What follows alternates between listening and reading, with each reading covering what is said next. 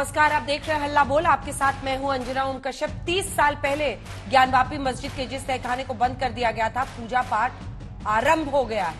आज घंटियों की गूंज थी बीती रात वहां पर, लेकिन बड़ी खबर का उससे पहले रुक कर रहे हैं। इससे पहले कि हम चर्चा की शुरुआत करें, आपको बता दें कि सियासी हलचल झारखंड में इस वक्त भी तेज है।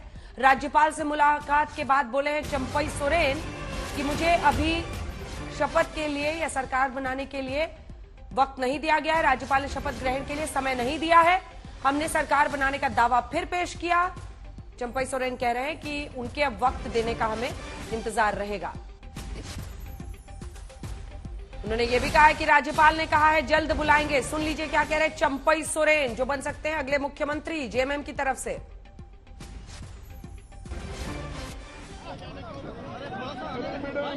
कौन पीछे पे धकेल रहा है?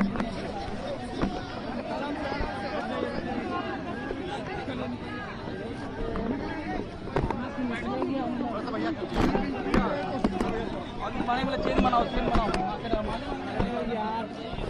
आपने दावा पेश कर दिया है, दावा पेश कर दिया है। आज क्या बातचीत हुई सर राज्यपाल से? धक्का मत दीजिए पीछे से। अरे चल यार, मेरा सब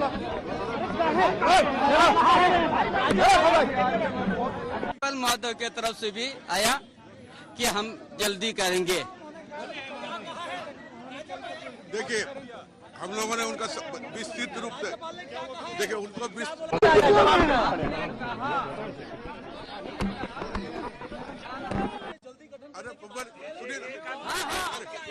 हमने कहा। तो सियासी हंगामा आपने झारखंड का देखा है। इसी के साथ आज हम ज्ञानवापी पर चर्चा करने वाले हैं। लेकिन आज देश में बजट पेश हुआ है। ये अंतरिम बजट है, छठा बजट है जो निर्मला सीतारमण ने बतौर वित्त मंत्री पेश किया है। और इसी बजट पर बातचीत करने के लिए 24 का खाका, क्योंकि ये चुनावी साल है जिसमें ये बजट पेश हुआ है, जुड़ रहे हैं केंद्रीय मंत्री अनुराग ठाकुर जी। अनुराग जी, बहुत स्वागत है आपका आज तक पर। मेरा पहला प्रश्न यही है कि आज इस पूरे बजट में, जिसे कहा जा रहा है कि अच्छा है, संतुलित बजट है, लेकिन कहा जा रहा है फ्लैट बजट है, बहुत सारी चीजें नहीं है, तो क्या जानबूझकर सरकार ने, जो राष्ट्र प्रथम बार बार निर्मला जी कह रही थी, राष्ट्र प्रथम को आगे किया है और रेवड़ी को पीछे करने की कोशिश है? क्या है? अंजना जी, पहली बात तो मैं कहूंगा ये विकसित भारत का बजट है और उसकी मजबूत नींव रखने वाला बजट है। ये समावेशी और अभिनव बजट है। ये इंटरिम बजट के साथ साथ इंक्लूसिव और इनोवेटिव भी। और मैं इसलिए कहना चाहता हूं ये सारा कि अगर आप देखेंगे इसके 4 स्तंभ पे जोर दिया गया है, चाहे गरीब, युवा, अन्नदाता और नारी, और सबके लिए कुछ ना कुछ है। गरीब के लिए भी है तो मध्यम वर्ग के लिए भी है। जहां गरीब के लिए पहले 4 करोड़ पक्के मकान मोदी सरकार ने बनाकर दिए, अब 2 करोड़ और पक्के मकान बनाने की गारंटी इसमें दी है। जहां मध्यम वर्ग वाले जो चौल में रहते हैं या किराए के मकान में रहते हैं, अब उनको वहां से बाहर निकल के अपना पक्का मकान मिले, उसके लिए योजना हम आगे लाने वाले हैं। जहां 25 करोड़ गरीबों को गरीबी रेखा से बाहर निकालने का काम पिछले 10 साल में हुआ, अब अगले 5 वर्षों में उस पर और काम किया जाएगा। जहां पर एक और 11,11,111 करोड़ रुपए कैपेक्स के लिए, आधारभूत ढांचे के लिए रखा गया है। इससे पता चलता है कि पिछले साल से 11% ज्यादा है। पिछले साल 10 लाख करोड़ था, तो इससे रोजगार स्वरोजगार के अवसर तो बढ़ेंगे ही, लेकिन देश में आधारभूत ढांचा और सुदृढ़ होगा। फॉर एग्जाम्पल, उदाहरण के तौर पे, जैसे हम 5 शहरों में हमारे मेट्रो थी, अब 20 शहरों में है। दुनिया का चौथा सबसे बड़ा मेट्रो नेटवर्क बना। हमारे यहाँ 3,75,000 किलोमीटर नई ग्रामीण सड़कें बनी। पहले 3,20,000 किलोमीटर थी, यानी कि दुगनी हो गई। एक और 90,000 किलोमीटर नेशनल हाईवे था, तो अब 1,46,000 किलोमीटर हो गया है। 74 एयरपोर्ट थे, तो अब 150 एयरपोर्ट हो गए हैं। इसी तरह से मेडिकल कॉलेज की संख्या दुगनी होगी और अगले सालों में भी नए मेडिकल कॉलेजेस, नई सेंट्रल यूनिवर्सिटीज और 157 नर्सिंग कॉलेजेस खोलने का काम भी है। अब ये सारे इस दिशा में है, लेकिन साथ में आपको लाभ कैसे मिला? कोई आपके ऊपर टैक्स का बोझ नहीं डाला गया। 7 लाख रुपए तक आपको कोई इनकम टैक्स नहीं देना पड़ेगा। 1 करोड़ से ज्यादा लोग ऐसे हैं जिनके कई सालों से मुकदमे चल रहे थे, उनके मुकदमे खत्म हो जाएंगे, उनको वो पैसा नहीं देना पड़ेगा, उनको राहत मिली है। दूसरा, 40,000 बोगीज रेलवे की ऐसी हैं जिनका आधुनिकरण किया जाएगा, आरामदायक बनाया जाएगा और उसको वंदे भारत की तर्ज पे बनाया जाएगा। 3 रेलवे कॉरिडोर बनेगी जहां पर सीमेंट हो या आपके बाकी सिस्टम हो। 3 क्षेत्र ऐसे जहां पे रेलवे की क्षमता को बढ़ाने का काम किया जाएगा, चाहे एनर्जी है, सीमेंट है या पैसेंजर्स का है। इससे एक्सपोर्ट को भी बल मिलेगा और देश भर में जहां पर हमारे संसाधन है उनको वैल्यू एडिशन के लिए जहां जहां पहुंचाना है वो उसका काम किया जाएगा। ठीक है, 2019 में भी अंतरिम बजट ही था, तब पीयूष गोयल जी ने पेश किया था। अनुराग जी, किसकी छाप है इस बार के बजट पर? क्या प्रधानमंत्री नरेंद्र मोदी की छाप है? 2019 में देखिए आप लोगों ने टैक्स छूट जो है वो 1.5 लाख से सीधा 5 लाख पहुंचाया था। माना जा रहा था कि लोक लुभावन इलेक्शन ईयर है, इसलिए इतना बड़ा रिबेट दे रहे हैं ताकि वोटर को रिझा पाए। इस बार लेकिन किसकी छाप है? मोदीनॉमिक्स छावी हुआ है क्या? किस वजह से आप लोगों ने अपना हाथ सीमित कर लिया है? मिडिल क्लास या किसी के लिए भी कोई ऐसा लोक लुभावन कदम नहीं उठाया गया है। मैं इस पे एक ऐड करना चाहता हूं। अगर आपका खर्चा कम हो तो इसका मतलब आपकी आमदन भी बढ़ती है। जैसे 1 करोड़ घरों के ऊपर सोलर रूफटॉप प्लांट लगाए जाएंगे, 300 यूनिट आपके बिजली के मुफ्त में मिलेंगे और साल की 18,000 रुपए तक की आपकी आय बनेगी। तो ये आपके हित में है। 1 करोड़ लोगों के लिए करने वाले हैं, 1 करोड़ घरों के लिए करने वाले हैं। लगभग 5 करोड़ लोगों को सीधे सीधे इस पे लाभ मिलेगा। इसी तरह से ही 2 करोड़ की बजाय 3 करोड़ बहनों को लखपति दीदी बनाने का कार्य किया जाएगा। 1 करोड़ लोगों को टैक्स नहीं देना पड़ेगा जो अब तक उनका देनदारी बनती थी। इसी तरह से ही 1 लाख करोड़ रुपया अब युवाओं को रिसर्च और इनोवेशन के लिए दिया जाएगा, जिससे आपको रोजगार स्वरोजगार के अवसर बढ़ेंगे। स्वनिधि योजना में अब तक 78 लाख को लाभ मिला है, आगे और को मिलेगा। पीएम विश्वकर्मा योजना में 70 लाख लोगों ने रजिस्ट्रेशन कर ली, उनको इसका लाभ मिलेगा। 3 लाख रुपए तक उनको काम करने के लिए मिलेंगे। 15,000 रुपए की किट मुफ्त में मिलेगी। अगर आप एक के बाद दूसरे में जाओगे तो करोड़ों लोग आपको ऐसे देखेंगे जिनको लाभ मिलने वाला है। ऐसे ही आयुष्मान भारत योजना में जैसे अपनी आंगनवाड़ी वाली हैं, आशा दीदी हैं या हेल्पर्स हैं, इनको भी 5 लाख का मुफ्त का इलाज मिलेगा। अब ये सारा कुल मिला के आप देखेंगे तो सबकी कहीं ना कहीं बचत भी हो रही है, उसको सुविधाएं भी मिल रही हैं। तो इसका मतलब आपकी आय भी बढ़ेगी उससे जब आपका खर्चा कम होगा। किसान के लिए भी अगर आप देखें तो 2,80,000 करोड़ रुपए अब तक हम किसान सम्मान निधि में दे चुके हैं। अब अगले 5 साल तक वो मिलता रहेगा तो उसको लाभ मिलेगा। किस आम गरीब की थाली में अगर 12 लाख करोड़ का अनाज अगले 5 साल में मुफ्त मिलेगा तो उसकी कमाई ही है वो, क्योंकि उसका खर्चा नहीं हो रहा है। उसको चीनी का भी लाभ मिलने वाला है, उसको अनाज भी मिलने वाला है। इसी तरह से ही आपको एलईडी के बल्ब दिए गए तो आपकी बिजली की खपत कम हुई तो आपकी आमदनी ही बढ़ी है। अंजना जी, कुल मिला के अगर आपका खर्चा बचता है तो एक तरफ आपकी आय भी बढ़ती ही है। बिल्कुल, money saved is money earned, अंग्रेजी में कहावत भी है। लेकिन आज आप एक के बाद एक सारे काम गिना रहे हैं और जो जो वादे किए हैं वो गिना रहे हैं, लेकिन मेरे प्रश्न का जवाब नहीं दे रहे हैं। क्या पीएम मोदी की छाप इस बजट पे है? क्या एक संतुलित बजट देना, क्या अपने आप को रोक के रखना कि हमें बहुत ज्यादा खर्च नहीं करना है, हमें अर्थव्यवस्था पटरी पर आई है तो उस पर ध्यान देना है? क्योंकि कई बार इलेक्शन ईयर में एक टेम्पटेशन होता है कि खर्च कर दीजिए और फायदा पहुंचा दीजिए क्योंकि उसका लाभ तुरंत वोटों में मिल जाता है। ये किसकी छाप है, किसकी सोच है?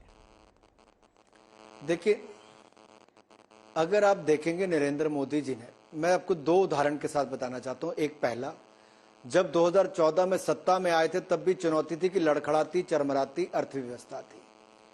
हमारी स्थिरता रही, निरंतरता रही और मजबूती के साथ नीतियों को इंप्लीमेंट किया तो आज भारत लड़खड़ाती चरमराती से 5वें नंबर की सबसे बड़ी अर्थव्यवस्था बना है और अगले 5 साल में दुनिया की तीसरी सबसे बड़ी अर्थव्यवस्था बनेगा। दूसरा उदाहरण, कोविड के टाइम पे आज जब सब लोग कहते थे लुटा दो सब कुछ, जान है तो जहान है, मोदी ने जान भी बचाई, जहान भी बचाया। 5 लाख रुपया emergency credit line guarantee scheme के माध्यम से दिया तो आज हमारे उद्योग बड़े हैं, रोजगार बढ़ा है और वो उनका एक्सपेंशन भी हुआ है। हम दूसरा सबसे बड़ा आयात करने वाले थे मोबाइल फोन के, आज निर्माता बन गए हैं। आज एप्पल ही 1 लाख करोड़ का मोबाइल मैन्युफैक्चरिंग यहां पे कर रहा है एप्पल जैसी कंपनी का। इसलिए कह रहा हूं, टॉयज, खिलौने हम दुनिया के इंपोर्ट करने वाले सबसे ज्यादा थे, आज हम 85-90% देश में बना रहे और निर्यात भी कर रहे हैं। अंजना जी, हमने केवल वोट के लिए नहीं, हमने देश को बनाने का काम किया है और नरेंद्र मोदी जी की चाहे चुनाव हो या सामान्य समय हो, हर निर्णय जो होता है वो नेशन फर्स्ट, राष्ट्र प्रथम, देश के हित में होता है। हमने युवाओं को रिसर्च इनोवेशन के लिए आगे बढ़ाया। जैसे स्टार्टअप का उदाहरण देता हूं, जब मैं वित्त राज्य मंत्री बना 2019 में, मोदी जी ने मुझे और निर्मला जी को बुलाकर कहा कि आपको नीतियां ऐसी बनानी है कि भारत का स्टार्टअप सेक्टर अच्छा करे। आज मैं आपके सामने, आपके चैनल पर, देश के चैनल पर, आज तक पर कह सकता हूं 1 लाख से ज्यादा स्टार्टअप्स हैं आज भारत में, और दुनिया का तीसरा सबसे बड़ा स्टार्टअप इकोसिस्टम बना। ये जो रिसर्च एंड इनोवेशन फंड है, भारत को नई ऊंचाइयों पर ले जाएगा जी। युवाओं को स्पेस से लेकर अलग सेक्टर्स में बल देगा। ये जो डिजिटल पब्लिक इंफ्रास्ट्रक्चर है और बाकी पब्लिक इंफ्रास्ट्रक्चर है, इसका क्या फायदा मिलेगा? गैस पाइपलाइन हो, ऑप्टिकल फाइबर हो, 5G नेटवर्क हो, ये हमारे देश को भविष्य में और मजबूत करेगा, जो विकसित भारत की नींव रखी है। आज शायद किसी को इसका भनक नहीं लगती, लेकिन मोदी सरकार की नीतियों का लाभ देखिए। प्रोडक्शन लिंक इंसेंटिव स्कीम का, मोबाइल सेक्टर हो, खिलौने का हो, अन्य सेक्टर, या डिफेंस मैन्युफैक्चरिंग, 1 लाख करोड़ का मैन्युफैक्चरिंग हमने देश में कर ली। तो अंजना जी, ये जो निर्णय है, ये आज नहीं, ये विकसित भारत की मजबूत नींव रखने वाले हैं। एक आखिरी सवाल आपसे। लाभ जी, और इसके फायदे देश को तो मिलेंगे जी। एक आखिरी सवाल है सर, और वो सवाल ये है कि चूंकि 24 है, चुनावी साल है, कई लोग ये भी मान रहे हैं कि अयोध्या से आया हुआ आत्मविश्वास है जिसका साइड इफेक्ट इस बजट में दिख रहा है। 19 में तो बहुत सारे ऐसे सॉप्स थे जिसकी वजह से वोटर्स को अपनी तरफ करने की कोशिश दिख रही थी, लेकिन इस बार अयोध्या का साइड इफेक्ट है कि आपने ऐसा कोई ऐलान बजट में नहीं किया है। देखिए, जो चुनावी वर्ष में केवल काम करते हैं उनके लिए ऐसी बातें जरूरी होती होगी। मोदी सरकार 24 घंटे 365 दिन देश के लिए काम करती रही और देशवासियों के लिए काम करती रही। एक ऐसा प्रधानमंत्री जिसने अपने 23 साल के राजनीतिक जीवन में सीएम से पीएम तक एक दिन की छुट्टी नहीं ली। एक ऐसा प्रधानमंत्री जो एक एक पल देश के लिए जीता है, और इसीलिए तो दुनिया का सर्वाधिक लोकप्रिय नेता है। हमारी इकलौता राजनीतिक दल ऐसा है जिसने अपनी विचारधारा को कभी बदला नहीं। हमने कहा था ट्रिपल तलाक से निजात दिलाएंगे, दिलाई। हमने कहा था 370-35 से निजात दिलाएंगे, दिलाया। हमने कहा था सीए का कानून लाएंगे, लाया। हमने कहा था राम जन्मभूमि में राम मंदिर बनाएंगे, हमने बनाया। जो कहा था वो किया है, और आज कहते हैं अगले 5 सालों में भारत को दुनिया की तीसरी सबसे बड़ी अर्थव्यवस्था बनाएंगे। अगले 5 सालों में और गरीबों को गरीबी रेखा से बाहर निकालेंगे। अगले 5 वर्षों में समृद्ध, संपन्न अपने देशवासियों को और भारत को बनाएंगे। हम मोदी की गारंटी देते हैं कि देश को नई ऊंचाइयों पर लेकर जाएंगे। इसलिए ये बजट केवल चुनाव को देखकर नहीं है, ये बजट विकसित भारत की मजबूत नींव रखने वाला है। इसलिए मैंने कहा कि ये समावेशी और अभिनव बजट है। मैं अपने आप को ये सवाल पूछने से रोक नहीं पा रही हूं, क्योंकि ऐसा दिन है जो आप बैठे हैं, लगातार बहुत सारी खबरें आ रही हैं, लेकिन इस बीच ज्ञानवापी में 30 साल बाद 93 में वहां पर जो व्यास तहखाना है वहां पर पूजा रुकी थी। बीती शाम वहां पर पूजा हुई है कोर्ट के फैसले के बाद। तो अब की काशी, कोर्ट का फैसला है, उसका स्वागत करते हैं। वर्षों तक अभी अंजना जी आवाज ठीक आ रही है? ठीक आ रही है सर। आपका मोबाइल मुझे लग रहा है पास है, उसके सिग्नल्स पकड़ ले रहा है ये फोन, ये माइक जरा सेंसिटिव होता है। जी बोले। जी, तो वर्षों का इंतजार था जो पूरा हुआ है, लेकिन कोर्ट के निर्णय का हम स्वागत करते हैं। जो कोर्ट कहता है वैसे ही देशवासियों को करना चाहिए, क्योंकि जब तक रोक थी तब तक रोक थी। अगर अनुमति दी है तो निश्चित तौर पर कोर्ट के निर्देश के अनुसार जो भी ऑर्डर आया होगा वैसे ही हुआ होगा। बहुत बहुत धन्यवाद आपका, केंद्रीय मंत्री, सूचना और प्रसारण मंत्री अनुराग ठाकुर जी, आज तक पर आने के लिए और हमारे साथ पूरी चर्चा छेड़ने के लिए। उन्होंने कहा कि पूरा थीम राष्ट्र प्रथम का है, रेवड़ी से दूर ले जाकर सशक्त भारत बनाने का। बहुत धन्यवाद आपका हमारे साथ जुड़ने के लिए। अब आइए अपनी खबर का रुख करते हैं। हमारे साथ समर्थ श्रीवास्तव, हमारे सहयोगी भी सीधा ज्ञानवापी से जुड़ रहे हैं, लेकिन उससे पहले जल्दी से आपको दिखा देते हैं 30 साल पहले ज्ञानवापी मस्जिद के जिस तहखाने को बंद कर दिया गया था, पूजा पाठ वहां पर शुरू हो गया है। कोर्ट के फैसले के बाद ज्ञानवापी के व्यास तहखाने में आम लोगों को जाने की इजाजत मिल गई है। पूजा पाठ के लिए लोग पहुंच रहे हैं। मंदिर ट्रस्ट की तरफ से खोले गए व्यास तहखाने को लेकर आम श्रद्धालुओं में खुशी है। इस वक्त वाराणसी कोर्ट में याचिका लगा दी है। हालांकि मुस्लिम पक्ष ने अदालत से 15 दिनों की मोहलत मांगी है। याचिका में कहा गया है कि 15 दिनों तक आदेश को लागू नहीं किया जाए। इस बीच आपको बता दें, पूजा तो वहां शुरू हो गई है। घंटियों की गूंज व्यास तहखाने में, तस्वीर आप देख रहे हैं। अखंड ज्योति वहां जला दी गई है। वहां पर शिवलिंग, वहां पर हनुमान जी, वहां पे प्रभु राम, सबकी छोटी मूर्तियां, जिसकी पूजा इस वक्त की जा रही है। दिसंबर 1993 की यह खबर है, जब व्यास तहखाने में सरकार की ओर से ताला लगवा दिया गया था। दरअसल अयोध्या के बाद यह हुआ था, जब वहां पर विवादित ढांचा गिरा था। उसके बाद से यहां पर उसका साइड इफेक्ट, व्यास परिवार ने कानूनी लड़ाई लड़ी और अब वाराणसी कोर्ट ने कहा। जल्दी से आपको अपनी ये रिपोर्ट दिखा देते हैं, उसके बाद चर्चा की शुरुआत करेंगे। हमारे साथ विष्णु शंकर जैन, वो व्यक्ति जो अपने पिता के साथ लगातार इस केस को लड़ रहे हैं, वो भी हमारे साथ जुड़े हैं। व्यास तहखाना है कहां, ये आपको बता देते हैं। ये तहखाना फव्वारा नुमा शिवलिंग के नीचे है, नंदी से 85 फीट की दूरी पर है। जिस वजू खाने को लेकर, फव्वारे को लेकर, आप जो शिवलिंग है वहां पर जिसकी चर्चा हो रही है, हिंदू पक्ष उसे शिवलिंग कहता है, मुस्लिम पक्ष कहता है कि वो फव्वारा है। इन सब पर जाएंगे बाद में, क्योंकि अभी तो एएसआई को उस पर भी अपनी रिपोर्ट सौंपनी है। ब्रिटिश काल में यहां पर व्यास परिवार पूजा पाठ किया करता था, लेकिन दिसंबर 1993 में पूजा बंद कर दी गई। जब पूजा शुरू हुई तो सबसे पहले तहखाने का शुद्धिकरण किया गया, फिर यहां भगवान गणेश, भगवान विष्णु, तस्वीर दिखा दीजिए मेरे साथ प्लीज, भगवान शंकर, हनुमान जी की प्रतिमा स्थापित की गई, मूर्तियों को गंगा जल से शुद्ध किया गया और तब भगवान गणेश का आह्वान करके आरती की गई। ये बीती शाम की तस्वीर है। ये पूरी पूजा हुई कोर्ट के आदेश के बाद। असदुद्दीन अवैसी को डर सता रहा है कि 6 दिसंबर 1992 फिर से दोहराया जा सकता है। समाजवादी पार्टी कह रही है समाज को बांटा जा रहा है। आज हम इस पर चर्चा करेंगे, पहले ये रिपोर्ट जल्दी से देखिए।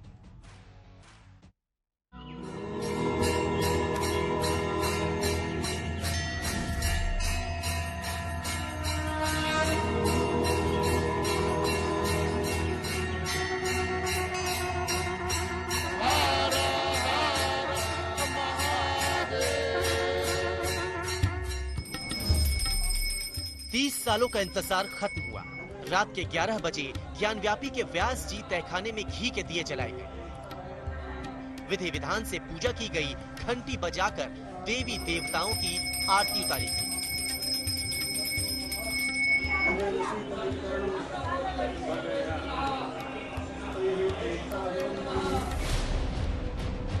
बुधवार को दोपहर करीब 3 बजे वाराणसी की जिला अदालत ने ज्ञानव्यापी के व्यास तहखाने में पूजा की इजाजत दी थी।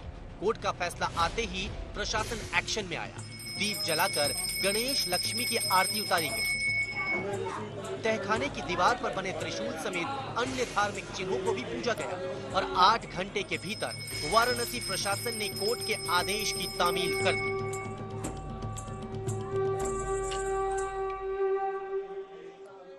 माननीय न्यायालय का जो ऑर्डर है उसकी कंप्लेंट्स किया गया। कोर्ट ऑर्डर की कंप्लेंट्स किया गया। तहखाने में पूजा की इजाजत का फैसला आते ही श्रद्धालुओं का उत्साह बढ़ गया। भक्तों की लाइन लगनी शुरू हुई। प्रशासन की मौजूदगी में पूजा हुई तो तहखाने में दर्शन के लिए जाने वाले भक्तों का तांता सा लग गया।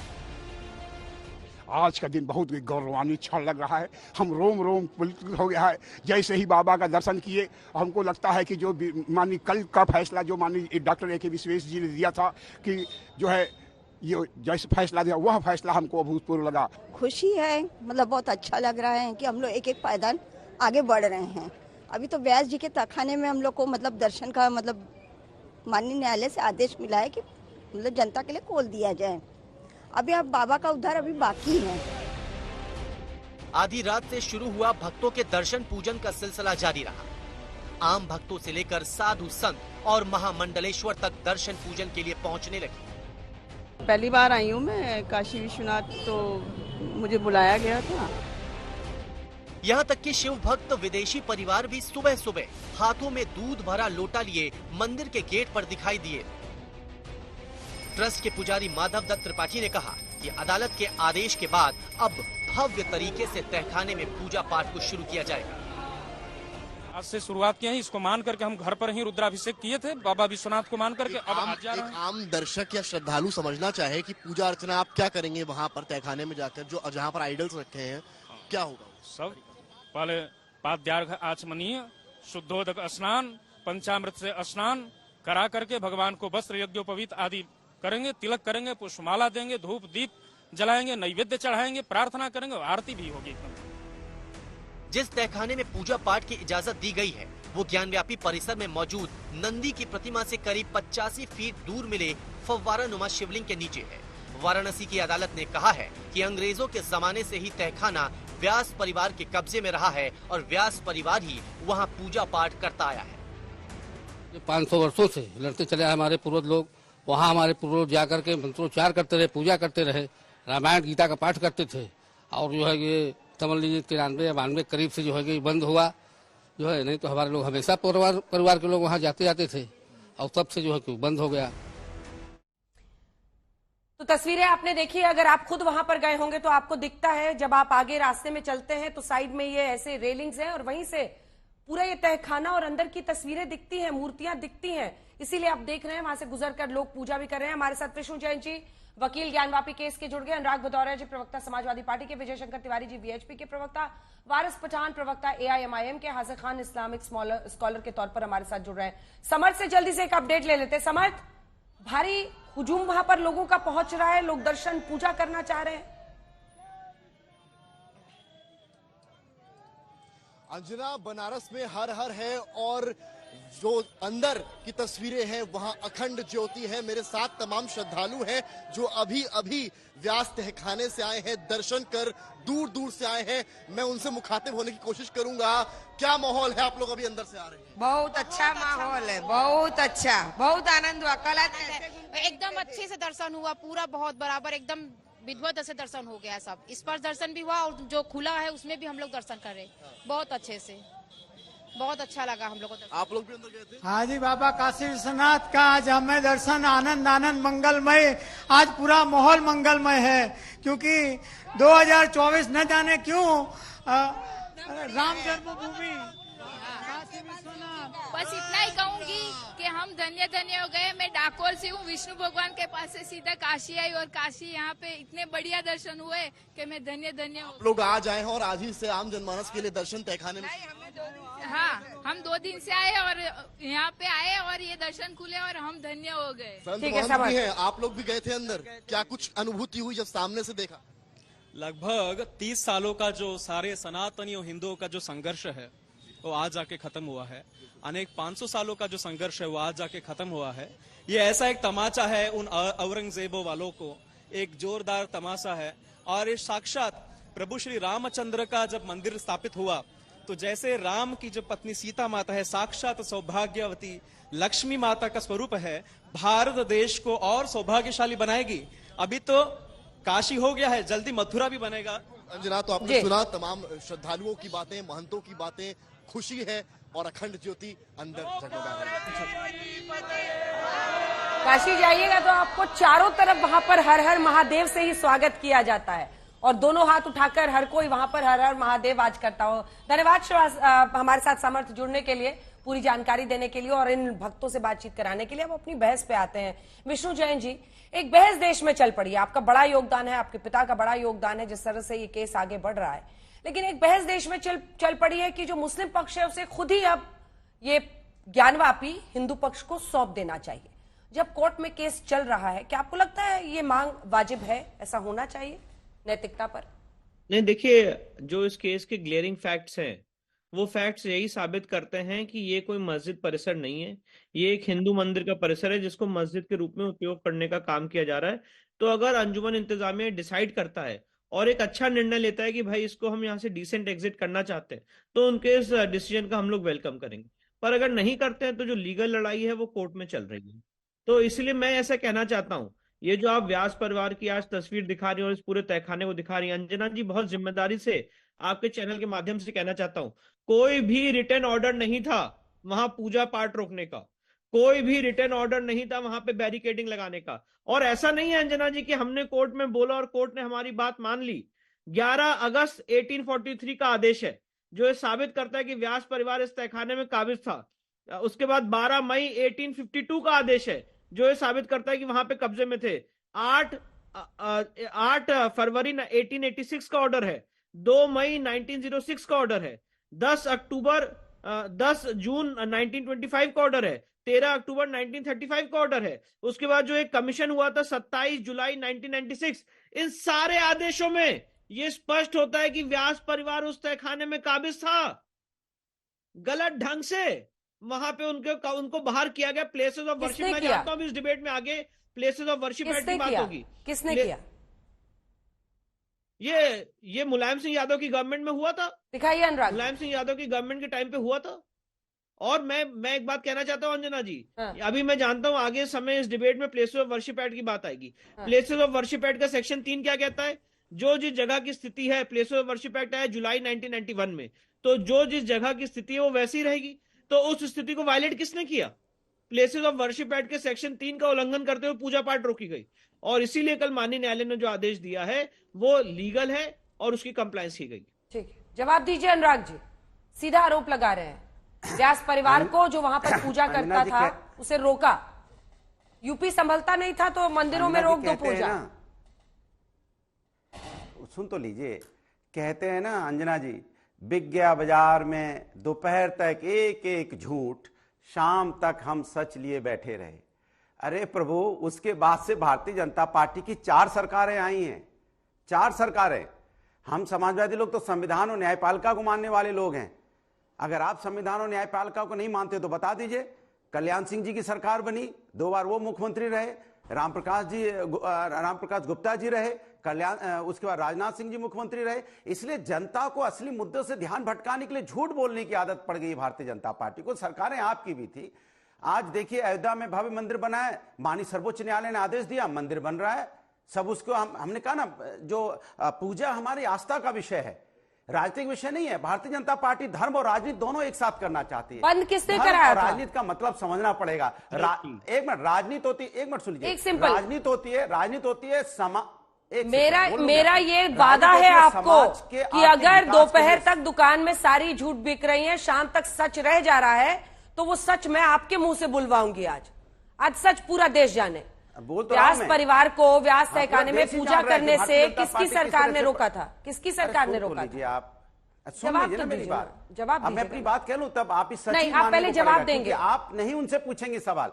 सुन लीजिए, हर वक्त का, जब उस समय आपको याद होगा, जिस समाज जो हमारा देश है, देश संविधान और न्यायपालिका से चलता है, और जिम्मेदारी हर राजनीतिक दल की होती है कि संविधान और न्यायपालिका का सम्मान करे।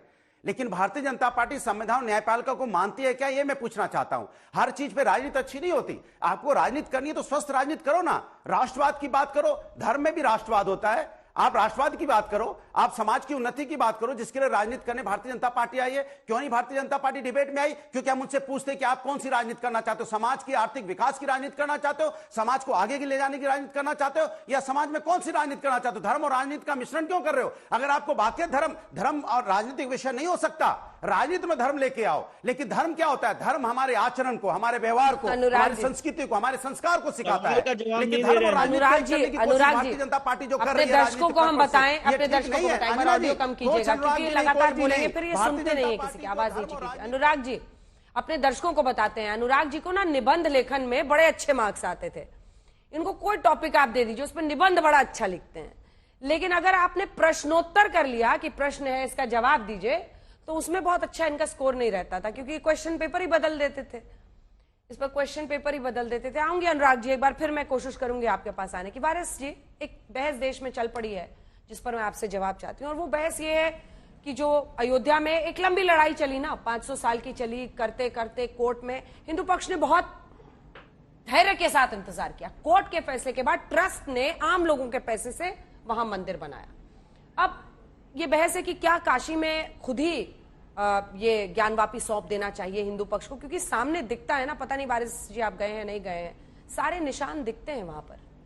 पश्चिमी दीवार तो पूरा मंदिर की दीवार है जो इस देखिए अंजना जी नहीं ऐसा देखिए अंजना जी, सबसे पहली बात तो ये, कल जो वाराणसी कोर्ट का फैसला है वो सरासर गलत फैसला था। हम अंजुमन इंतजामिया कमेटी ने उसके खिलाफ अपील भी फाइल की, सुप्रीम कोर्ट गए, मगर सुप्रीम कोर्ट ने कहा कि आप इलाहाबाद हाई कोर्ट में जाइए। तो इलाहाबाद हाई कोर्ट में अपील की हियरिंग होगी, उसके बाद ऑर्डर आएगा। ऐसा हम क्यों कहते हैं गलत फैसला था? क्योंकि आप खुद देखिए 17 जनवरी के दिन इन्हीं जजों ने, इसी जज जो जिनसे ऑर्डर दिया कल, उन्होंने डिस्ट्रिक्ट मजिस्ट्रेट को वहां पे अपॉइंटमेंट किया था एज अ रिसीवर, वहां पे कोई ऑर्डर पास नहीं किया था कि आप प्रेयर अलाउड करिए। अब अचानक जिस दिन उनका रिटायरमेंट है, जाने के दिन उन्होंने ये फैसला दे दिया, जो पर से प्लेसेस ऑफ वर्शिप एक्ट 1991 का सरासर उल्लंघन है। प्लेसेस ऑफ वर्शिप एक्ट आया था किस लिए, उसका एक इंटेंट था, ये इंटेंशन ये था कि जो भी जितनी भी जगह 15 अगस्त 1947 के पहले है मॉन्यूमेंटल रिलीजियस स्ट्रक्चर है, उसका आप नेचर और कैरेक्टर को चेंज नहीं कर सकते। और ये पार्लियामेंट में पूरी बहस हुई, बहस होने के बाद एक कानून बना गया जो आज भी इस वक्त तक इंप्लीमेंटेड है, वो हटाया नहीं है। तो ये सरासर प्लेसेस ऑफ वर्शिप एक्ट 1991 का उल्लंघन है। मगर बीजेपी, विश्व हिंदू परिषद, आरएसएस को क्या चाहिए, ये पूरे देश को वापस 92 के एरा में लेके जाना चाहते हैं, बाबरी के एरा में। वहां पर भी सुप्रीम कोर्ट का फैसला था, देखिए पूरे हिंदुस्तान ने माना, सबने माना। सुप्रीम कोर्ट ने भी अपने फैसले में क्या कहा था, उस वक्त भी इसी तरह के आर्ग्यूमेंट हो रहे थे जब कि कोई भी प्रमाण मिले नहीं है कि किसी मंदिर को तोड़कर मस्जिद बनाया गया है। सुप्रीम कोर्ट ने उस वक्त भी कहा था कि एएसआई का जो सर्वे रिपोर्ट आया है उससे भी यह साबित नहीं हो रहा है कि कोई मूर्ति प्रकट हो गई, जो ये बोलते थे 23 और 24 दिसंबर की रात को प्रकट हो गई। सुप्रीम कोर्ट ने फर्दर और क्या कहा जाकर कि यह एक एक्ट जो था डिमोलिश करने का, मस्जिद का क्रिमिनल एक्ट था। सुप्रीम कोर्ट ने यहां तक बोल दिया। उसके बाद वो लोग अरेस्ट हुए, छूट गए, बीजेपी ने उनके खिलाफ कोई अपील फाइल नहीं की। मगर फिर चुनाव आ गए तो पोलराइज करना है बीजेपी को, फिर से लेकर आ गए मंदिर का इशू। मगर जब प्लेसेस ऑफ वर्शिप में सीधा सीधा मोदी जी को आकर बोल देना चाहिए, बीजेपी को स्टेटमेंट देना चाहिए, पिछली बार मैंने चेक किया था, उसके खिलाफ कोई नहीं जा सकता। आराम से आराम से, पिछली बार मैंने चेक किया था तो आप भी तो वकील ही थे, आपको पता है कोर्ट का मामला है, इसमें राजनीति पॉलिटिक्स कहां से आ गई, कहां से आ गई पॉलिटिक्स? बिल्कुल कोर्ट का फैसला है ना, विष्णु तो जी का तो कोई पार्टी से अलायंस है, 30 दिन का तो कम से कम टाइम देना चाहिए अपील फाइल करने के लिए। विष्णु जी उसके बाद मैं आ रही हूँ, आप दिन में कोर्ट में ऑर्डर देते हो, 3 बजे पूजा करने चले जाते हैं। एवरी कोर्ट के अंदर ये रहता है कि एक टाइम दिया जाता है अपील का। ठीक है, अब जवाब सुनिए जी। जो वारिस भाई ने अपनी बात कह रहे जल्दबाजी में क्यों पूजा करा दी, टाइम देना चाहिए था अपील का, रुकवाने का। मैं बता रहा हूँ, दोनों बातों का जवाब दे रहा हूँ। वारिस भाई ने अपनी बात कहते कहते कोर्ट की प्रक्रिया पे ही सवाल उठा दिया। मैं वारिस भाई को बताना चाहता हूँ, अंजना जी, 24 तारीख को एएसआई की रिपोर्ट खुली है और ये जो केस है जिसमें आदेश पारित हुआ, इसकी डेट निर्धारित थी 25 तारीख को। 25 तारीख को 2 बजे के बाद कोर्ट नहीं बैठी, क्योंकि ये ज्ञानव्यापी की जो एएसआई रिपोर्ट थी, इसकी कार्रवाई चल रही थी। इसके बाद 3 दिन कोर्ट बंद थी छुट्टियों के लिए। 29 तारीख को अंजना जी ये मामला कोर्ट में लगा था। आपको पता है 29, अभी इन्होंने क्या बोला, जज साहब का रिटायरमेंट था, जाते जाते आदेश दे दिया। ऐसा नहीं है सर, 29 तारीख को आपके वकील साहब ने कोर्ट में एडजर्नमेंट लिया और बोला आज इस मामले की सुनवाई मत करिए, हमारी तबीयत खराब है। तब कोर्ट ने डेट लगाई 30 तारीख को। 30 तारीख को दोनों पक्षों को सुनने के बाद 31 तारीख को जजमेंट दिया है। तो ये आरोप सर आपका सरासर गलत है। दूसरी बात अंजना जी, मैं कहना चाहता हूं, जब कोर्ट ने आदेश पारित किया तो लीगल पोजीशन ये है कि इमीडिएटली वो ऑर्डर प्रभावी हो जाता है और कोर्ट ने कहा है कि 7 दिन के अंदर कंप्लायंस करनी है। तो जैसे ही आदेश आ गया, तुरंत हमने जो लोकल एडमिनिस्ट्रेशन है उसको मेल लिख दिया था और मेल लिख के कहा था कि भाई इसकी कंप्लायंस की जाए। लोकल एडमिनिस्ट्रेशन ने उसका संज्ञान लिया और ऑर्डर की कंप्लायंस की। इसमें कोई भी लीगल एक त्रुटि नहीं है। और ये तो दिख रहा है ना, अभी भी जो हम लोग दिखा रहे हैं व्यास तय खाना, जिसमें ये पूजा हो रही है। वारिस जी आराम से। कोर्ट ने कहा है ना 7 दिन का टाइम दिया था, तो 7 दिन का टाइम कब शुरू होता है? कोर्ट के फैसले के बाद होता है। अब वो 2 दिन बाद करे, 3 दिन बाद करे, उसी घंटे कर दे, कभी भी कर सकते हैं। करने का तो टाइम देते हैं। जहाँ पर 30 साल से अगर पूजा नहीं हुई है अंजना जी, 30 साल तक तो कुछ नहीं हुआ था। कई बार तो कई केसेस में लोग 1-1 महीना बैठे रहते हैं, नहीं अपील फाइल करते हैं, तो वेट करे रहेंगे। एएसआई का रिपोर्ट सीधा सार्वजनिक कर दिया, ये कर दिया। अरे इनके लिए तो सेक्युलर पूजा होती थी अंजना जी, जब हम सब खड़े होकर बोल देंगे सारी मस्जिदें ले लो हमारी, सबको तोड़ दो। अरे ये ड्रामा मत कीजिए वारिस जी, अब ड्रामा मोड में आ गया। हटाइए वारिस जी का ऑडियो कम कीजिए। वारिस जी नहीं, ये सब विक्टिम कार्ड मत कीजिए, ये सब ड्रामा वाला मोड में ले लीजिए, सब ले लीजिए, ये भी दे दूंगा, वैसा ड्रामा मोड क्यों करते हैं वारिस जी, क्यों करते हैं आप?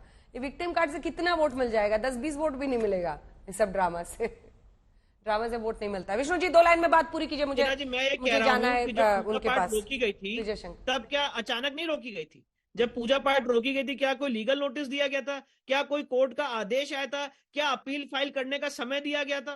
कोई समय नहीं दिया गया था अंजना जी। अचानक अपनी पावर का दुरुपयोग करते हुए पूजा पाठ रोक दी गई थी और आज जब पूजा पाठ शुरू हुई है तो सवाल उठा रहे हैं कि समय देना चाहिए था अपील फाइल करने का। ये लीगल सही पोजीशन नहीं है अंजना जी। ठीक है। विजय शंकर तिवारी जी, क्या ऐसा कहना ठीक है जब केस चल ही रहा है कोर्ट में। वो अभी तो यही कह रहे हैं कि क्यों टाइम नहीं दिया प्रशासन ने, इतनी जल्दबाजी में क्यों रातों रात वहां पर पूजा शुरू करा दी। 5 वक्त की आरती हो रही है, शयन आरती से लेकर मंगल आरती।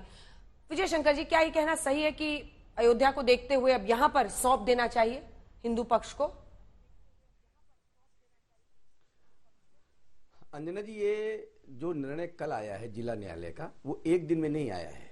उसके पहले सुप्रीम कोर्ट ने, हाई कोर्ट ने, जिला कोर्ट न्यायालय ने, सबने सर्वे के लिए कहा। 92 दिन सर्वे में लगे। 839 पृष्ठ का सर्वे हुआ। उसमें वीडियो और रासायनिक प्रकरणों से जो भी तथ्य निकाले जा सकते हैं वो सब हुआ और उसको सब रखा गया। सारे देश को ध्यान में आ गया कि यहाँ पर मूर्तियां मिली हैं, जैसे अभी बताया, गणेश जी की मूर्ति, हनुमान जी की मूर्ति, लक्ष्मी जी की मूर्ति। ये मूर्तियां आखिर मस्जिद में क्या कर रही थी? और ये जो एक तो सर्वे रिपोर्ट पर प्रश्न खड़ा करना, न्यायालय पर प्रश्न खड़ा करना, ये इन लोगों के लिए कोई बड़ी बात नहीं है, क्योंकि इन लोगों ने हिंदुओं के मंदिर तोड़े। हम तो केवल अयोध्या, मथुरा, माया, काशी, कांची, अवंतिका, ये हम सप्तपुरियां मानते हैं, इनको हम पवित्र नगरियां मानते हैं। इन्हीं पर इन्होंने चोट किया, उसको तो मानते नहीं है। भारत के संविधान को भी नहीं मानते हैं, ये भारत के लोकतंत्र को भी नहीं मानते हैं। और जिस प्रकार का ये झूठ बोल रहे हैं, तो इनका वो भाईचारा कहां गया? यानी अगर हम ये कहें कि ये बाबरी मस्जिद है तो भाईचारा बरकरार, अगर हम कहें कि ज्ञानवापी मस्जिद है तो इनका गंगा जमनी तहजीब बरकरार, और अगर न्यायालय कहेगा तो इनका वो भाईचारा कहां चला जाता है? तो इनकी सोच जो है अंजना जी, आज वो निकल करके आ रही। वास्तव में जो आपने मेरे प्रश्न पूछा, इनको दे देना चाहिए, वैसे चले आना चाहिए कि आपकी है, हमसे गलती हो गई, हमारे पूर्वजों ने बहुत गलती की, आप लीजिए। हाजिर खान साहब, इस पर आपका एक रिस्पॉन्स चाहते हैं। आ रही हूं अनुराग जी, आऊंगे इसके बाद आऊंगे अनुराग। देखिए अंजना जी, बात यह है कि 13वीं सदी में सरकी नवाबों ने इस मस्जिद को बनाया। उसके बाद अकबर के ज़माने में मान सिंह और टूडामन ने इसको डेवलप किया और औरंगजेब ने इसको डेवलप किया। ये झूठ बोलते हैं देश के सामने। देश के अंदर वहाँ क्योंकि व्यवस्था रखने के लिए मस्जिद बनाई गई थी, सरकी नवाबों ने बनाई थी, वहाँ जो मंदिर में पूजा होती उसकी देख रेख के लिए। और रही बात यह कि आज कोर्ट ने जो फैसला दिया है उसमें गौरी श्रृंगार, गौरी की पूजा के लिए ना तो किसी मुसलमान ने पहले एतराज किया था, ना आज एतराज कर रहा है। लेकिन हमारे देश के माहौल को खराब करने के लिए मैं एक बात आपके माध्यम से कहना चाहता हूँ, विष्णु जैन जी हो, मैं हूँ, कोई भी हो, कि रावण ने राम के मजहब की विरोध किया तो रावण का सर्वनाश हुआ, और कंस ने कृष्ण के मजहब की मुखालफत की, कंस का सर्वनाश हुआ। मूसा अलैहिस्सलाम की फिरौन ने मुखालफत की, फिरौन का सर्वनाश हुआ। नमरूद ने इब्राहिम अलैहिस्सलाम के दीन की मुखालफत करी, नमरूद का सर्वनाश हुआ। प्रॉफिट मोहम्मद सल्लल्लाहु अलैहि वसल्लम के चचा अबू लहब, अबू जहल ने उनकी मुखालफत की और उनका सर्वनाश हुआ। धर्म इसलिए होता है, पूजा इसलिए होती है, मंदिर इसलिए बनते हैं, मस्जिद इसलिए बनती है, चाहे पहले बनती हो या आज बनती हो। 2000 लोगों का कत्ल हुआ बाबरी मस्जिद शहीद होने पे। ये लाल है हिंदुस्तान का इतिहास, ये दुनिया में देखा जा रहा है। मैं ये कह रहा हूँ कि अभी जो जिस दिन हमारे एक सेकंड, आपने वो तस्वीरें देखी हैं जो इस मस्जिद की हैं, पश्चिमी दीवार की?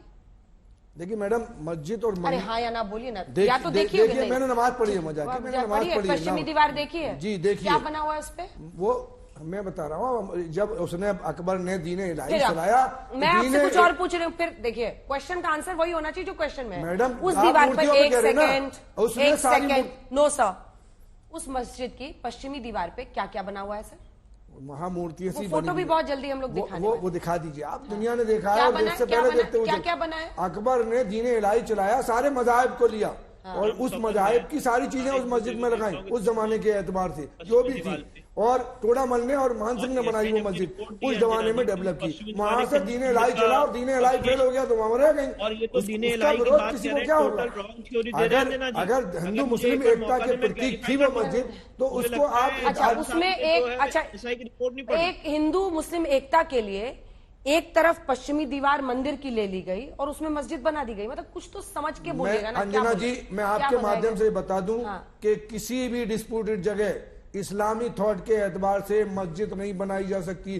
किसी मंदिर का अभिषेक किसी मस्जिद में नहीं लग सकता। ये इस्लामिक अगला सवाल सुनिए, अगला सवाल सुनिए। आप खुद ही मान रहे हैं कि मंदिर है, मंदिर का हिस्सा दीवार, मस्जिद दीवार है ना, मस्जिद है। तो वो दीवार किसकी है? दीवार किसकी है? हुए हैं मंदिर, उसने मैंने बताया क्या, और उसने अखबार ने चलाया दीन इलाही। एक दीवार मंदिर की ले ली दीन इलाही में, कोई दीवार किसी की नहीं ली गई, इतनी जगह खाली थी। घंटियां बनती है मस्जिद की दीवार पे। मैं कह रहा हूँ टोडामन ने जब मंदिर बनाया वहाँ तो गुलाबी पत्थर से एक दीवार बना दी और उसमें मंदिर भाई आई, उन्होंने क्यों नहीं तोड़वाया? वहाँ की रानी रही, मलका रही, उसके बाद 14वीं सदी में क्यों नहीं तोड़वाई से? आज के 500-600 साल बाद सुप्रीम कोर्ट ने अपने 97 पेज में ये कहा है कि हम 400-500 साल पुरानी बातों को सुप्रीम कोर्ट उसको सही नहीं कर सकता। तहखाने को देखा है आपने? तहखाने को नहीं देखा, नहीं देखा। कैसे नजर चुरा लिया आपने? नहीं, वो मैं मस्जिद में गया, नमाज पढ़ के चला आया मैंने। तहखाना देखते तो आपको साफ दिख जाता वहाँ पर जो प्रमाण रिपोर्ट में। तुलसीदास जी ने क्यों नहीं देखा? तुलसीदास जी से बड़े विद्वान हैं विष्णु जैन जी तुलसीदास जी से बड़े विद्वान हैं, या आज के जो लोग बैठे हुए तिवारी जी इनसे बड़े विद्वान हैं। आप अकबर या औरंगजेब से बड़े विद्वान हो सकते हैं, उनको भी सुन ले देते हैं। मैंने नहीं कहा कि आपने अपनी बात के लिए उनकी सुनिए, पर्सनल टिप्पणी से बचना चाहिए। तुलसीदास जी तो हमारे लिए पूजनीय, पर आप एएसआई से बड़े विद्वान मुझे नहीं लगते हैं। और जरा आज घर जाके एएसआई की रिपोर्ट पढ़िएगा अंजना जी। एएसआई ने अपनी रिपोर्ट में एक पत्थर पाया है इसी मस्जिद के स्टोर रूम से, और जानते हैं उस पत्थर में क्या लिखा हुआ है अंजना जी? उस पत्थर में इनका शिलालेख है जिसमें औरंगजेब ने लिखा है कि मैंने ये मस्जिद 1676 में बनवाई। तो या तो औरंगजेब का पत्थर गलत है या तो हाजिर खान साहब गलत है। सर की मैं तो जा रहा हूँ, सर की नवाब ने बनाई 13वीं सदी में बनाई। Archaeological survey of India Nagpur के पास था, उसको पत्थर को तोड़ दिया गया। 1965 में वो पत्थर वही लगा हुआ था और वो पत्थर तोड़ दिया गया ये सच छुपाने के लिए। विष्णु जी, रामड़ो की बस्ती में राम बेस आ रहा है, मस्जिद और मंदिर से रिश्ता कितना प्यारा है। मुश्किलें जब आई हैं दोनों को पुकारा है, राम भी हमारा रहीम भी हमारा, ये थी आस्था हिंदुस्तान के लोगों की 1000 साल। एक सेकंड, लेकिन जब इमाम ऑर्गेनाइजेशन के चीफ चले जाते हैं राम मंदिर में तो उनके खिलाफ फतवा निकाल दिया जाता है। वो जो तब तो आप लोग फतवा जो है एक आदमी इंफरादी दे रहा है, फतवा नहीं है, उसको गलत। आप बताइए क्या ज्ञान शब्द है, उर्दू में है या अरबिक में है? ज्ञान नहीं है, फातिमा मस्जिद है वो, उसका नाम फातिमा मस्जिद सर की नगवाम ने रखा था। फातिमा मस्जिद कह रहे थे ज्ञानवापी मस्जिद में मैंने नमाज पढ़ी मोहल्ला है, लेकिन हमारे उर्दू में तो इल्म होता है। ज्ञान का माने इल्म के, लेकिन ज्ञान पापी मोहल्ला है। उस मस्जिद का नाम फातिमा मस्जिद रखा था, सर की नवाबों ने बनाई थी जब रखा था, 13वीं सदी में बनाई थी मैडम। ठीक है, एक बार अनुराग जी बोल रहे हैं, उसके बाद विष्णु जी आ रही हूँ मैं आपके पास। अनुराग जी देखिए अंजना जी, मैं अपना राजनीतिक धर्म का उपयोग कर लूं, क्योंकि यहाँ राजनीतिक पार्टी तो कोई एक आधे आए हैं, बाद बाकी तो बीजेपी डर से आए नहीं है, तो मैं राजनीतिक धर्म का इस्तेमाल कर रहा हूं। आज बजट पेश किया गया है, एमएसपी किसानों की बढ़ गई क्या? किसान जीडीपी का 18% देता है कमाई का, जीडीपी का 18% शेयर है, उसका कर्जा माफ नहीं होगा, लेकिन कॉर्पोरेट टैक्स 22% पे आ जाएगा। उनका लाखों करोड़ का कर्जा माफ होगा। अरे महिला किसानों का 6000 से बढ़ा के सम्मान निधि 12000 कर देते हो तो अच्छा लगता। किस बजट की? मैं तो राजनीतिक धर्म निभा रहा हूं ना, मैं अपने देश की जनता की बात कर रहा हूं। हो सकता है कि मैं अपने राजनीतिक धर्म को पूरी तरह निभाऊंगा अंजना जी, आपको अच्छा लगे या बुरा लगे। अब अच्छी बात है कि देश महंगाई से, बुरी बात है देश महंगाई से जूझ रहा है। जो बजट आज पेश किया गया वो धन्ना सेठों के लिए किया गया, गरीबों को क्या था, महिलाओं के लिए क्या था, आप बता दीजिए। नहीं तो चर्चा करा लीजिए इस पे, नहीं इस पे चर्चा करा दीजिए कि क्या उन्होंने किसानों के लिए क्या क्या राहत दी है। जरा मैं भी जानना चाहता हूं ना, किसानों सब उन्होंने क्या क्या करेंगे, आगे 5 सालों में होगा, आगे और 5 सालों में 1 करोड़ मकान बनाएंगे, गे में चले गए सारे, होगा होगा होगा। अरे भैया, आम आदमी इंतजार करता है और हम किस पे जूझे रहते हैं? कभी ये डिबेट हो जाएगी, कभी हम धर्म की डिबेट पे जूझे पड़े। हम बार बार कह रहे हैं जनता की बात नहीं हो रही है, मानव धर्म की डिबेट नहीं हो रहा है, मानव धर्म का उपयोग नहीं हो रहा है। महात्मा गांधी भी कहते थे मानव धर्म से बड़ा कोई धर्म नहीं। कोर्ट के आए एक फैसले की डिबेट है मिस्टर भदौरिया, और शायद आपको ये बेमानी लगे। फैसले की डिबेट है तो क्या चिल्लाइए मत, आपको मैंने पूरा बोलने दिया ना, आपको पूरा बोलने दिया मैंने। लेकिन ये तस्वीरें देखिए, ये दिखता है, ये ज्ञानवापी जो मस्जिद कहलाती है ये ढांचा है, और ये देखिए पश्चिमी दीवार उसकी, ये पूरी मंदिर की दीवार है जो इधर आप देख रहे हैं। मुख्य मंदिर उस तरफ है जैसा कि आप देख रहे हैं, और ये दीवार आप देखिए जो पश्चिमी दीवार है, नीचे का अगर बैंड हट जाए तो ज्यादा साफ दिखेगा। पश्चिमी दीवार इस तरफ है, बाकी पूरी मस्जिद है उस तरफ जो बाद में बनाई गई है, जो हिंदू पक्ष का कहना है। और ये देखिए, अब जब आप देखेंगे फुल फ्रेम दिखा दीजिए। अब यहीं पे जो नंदी जी की तस्वीर, ये पश्चिमी दीवार है मस्जिद की, यही आरोप है कि ये मंदिर की दीवार को तोड़कर मंदिर फिर उधर मस्जिद बनाया गया। और जिस शिलालेख की बात विष्णु जैन जी कर रहे थे वही ये सब कुछ करता है, और एएसआई की रिपोर्ट है जो ये सब कुछ कह रहे प्रमाणित है। इसी पर आप चर्चा देख रहे थे, देखते रहिए आज तक।